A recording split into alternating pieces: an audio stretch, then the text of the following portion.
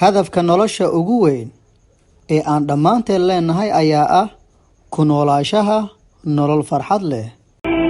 كن فريدا عش بفخر في الحياة لا تبالي فالمعالي في التحدي لا سواه كن سعيدا. السلام عليكم kusoo dhawow muuqaal cusub. magacaygu waa Qaasim Maxamed. qof kastoo inaga mid ah waxay noloshiisu micno u yeelanaysaa marka uu leeyahay hadafyo uu ka doonayo nolosha inuu ka gaaro. haddii aan ku weydiiyo hadafyada aad ka leedahay noloshaada iyo waxyaabaha naftaada ay ku taamayso inay yeelato mustaqbalka dhow, waxaa laga yaabaa inaad ii tiriso hadafyo kala duwan oo aad u fara badan, sababtoo ah naftu rabitaankeeda ma ahan mid xadidan. muuqaalkan waxaan kugu soo gudbin doonaa 5 hadaf ee ugu muhiimsan noloshaada oo aan rajaynayo in waqtigan wixii ka dambeeya aad ku dadaali doonto xaqiijintooda. tanina waa sababta aad u daawanaysa muuqaalkan, si aad u noqoto qof micno u yeela noloshiisa. saldhig uga dhig naftaada hadafyadan oo u dhabar adeeg si aad u gaarto. hadafka koowaad, raaligelinta alle. raaligelinta rabbigaaga waa hadafka ugu weyn ee nolosha. alle waa kan adiga kuu sameeyey quruxdan, kuna siiyey nimcooyin aan la soo koobi karin. waxaa tahay addoon alle. dunidan waxa uu alle kuu keensaday inaad isaga keligiis caabuddo, amarkiisana qaadato.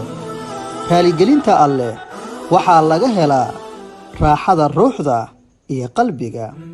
raaligelinta alle waxay kaa dhigtaa qof ku guulaysta nolosha oo dhan, sababtoo ah waxaa kaa raali noqday allaha naftaada iyo guushuba ay gacantiisa ku jirto.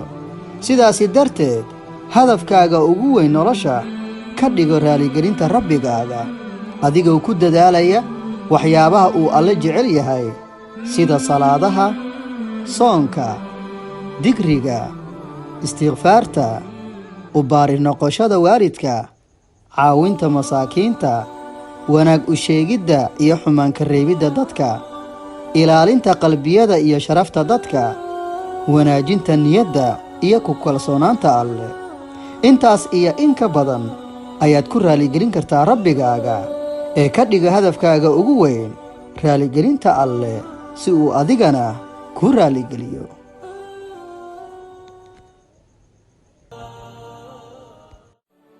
hadafka labaad, caafimaadka naftaada. ku dadaalidda caafimaadka naftaada waa waajib saaran naftaada inay ku dadaasho caafimaadkaaga. tanina waa mid ka mid a guulaha ugu waaweyn ee qofkeen uu xaqiijiyo. caafimaadkaaga waa furaha labaad ee aad ku gaari karto wax walba oo aad nolosha uga baahan tahay. ha noqon qof dayacay caafimaadkiisa. tani waa naftaada, waxay kugu leedahay xaq weyn. waan ogahay qof kasta oo inaga mid ah waxa uu jecel yahay in la daryeelo oo laga fikiro, balse noqo qofka ugu horreeya ee daryeela naftiisa, kana ilaaliya waxyaabaha u keeni kara caafimaad darada sida balwadda iyo dhafarka badan. caafimaad darada ugu weyn waa midda qalbiga.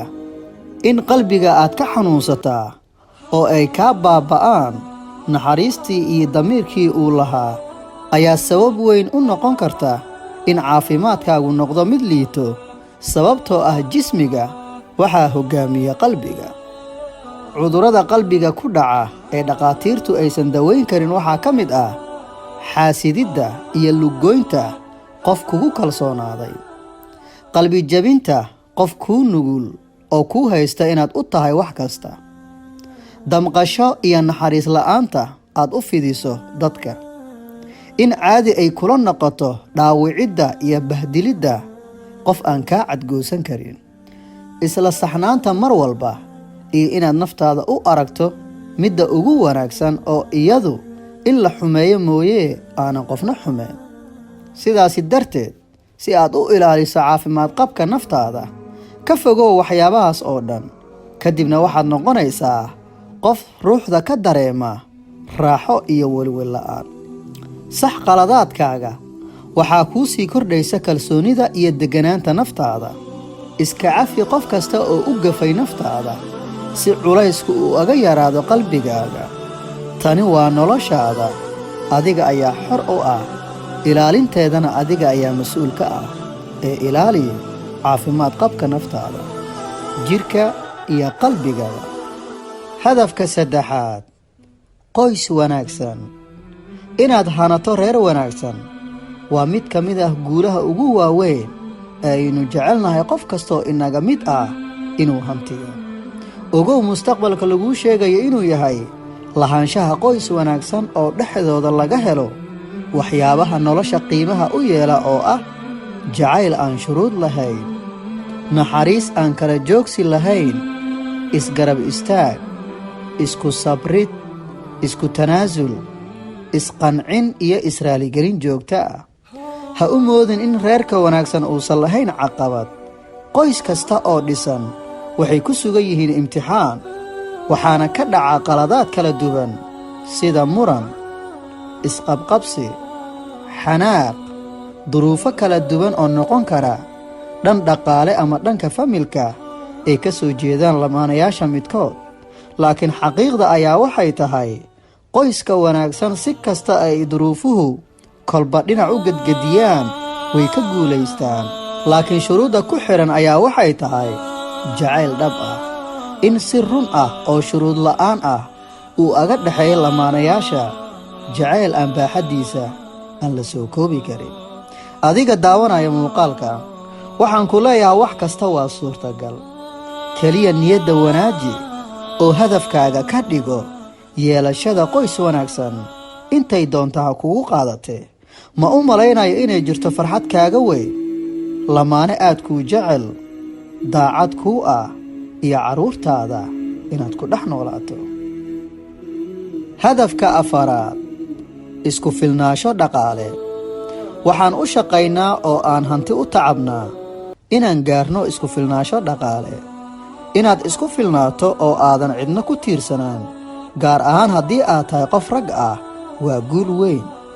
muhiim ma ahan inta uu la egyahay dhaqaalahaaga, balse muhiimadda ugu weyn ayaa waxay tahay inaad kaafin karto baahiyahaaga iyo tan qoyskaaga.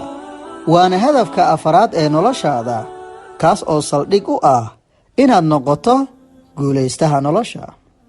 hadafka shanaad, waxbarasho. waxbarashadu waa furaha ilbaxnimada.